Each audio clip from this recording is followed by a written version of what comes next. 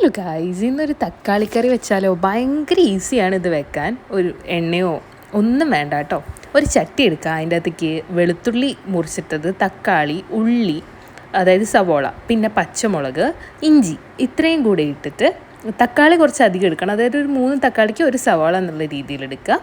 എരിവിനാവശ്യമായ പച്ചമുളകും പിന്നെ ആവശ്യത്തിനുള്ള വെള്ളവും അതേപോലെ മഞ്ഞളിട്ട് അരച്ച തേങ്ങയും കൂടെ ആഡ് ചെയ്ത് നന്നായിട്ട് കൈകൊണ്ട് ഇങ്ങനെ ഞെരടി എടുക്കണേ. ഇനി മസാലപ്പൊടികളായിട്ട് മഞ്ഞൾപ്പൊടി, മുളക് പൊടി, മല്ലിപ്പൊടി, ഉലുവാപ്പൊടി ആൻഡ് ഉപ്പ് ചേർക്കാൻ മറക്കരുത്.